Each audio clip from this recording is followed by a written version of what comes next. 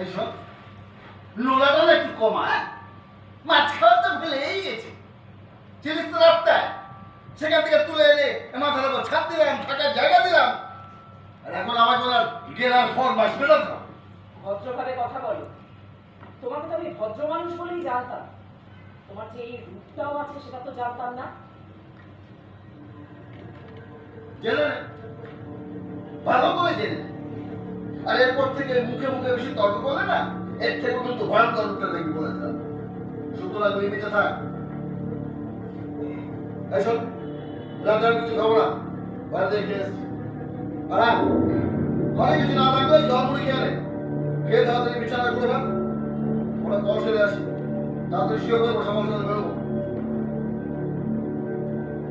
আর হ্যাঁ, ওই আদর করার সময় আবার নকলা করিস না কেন?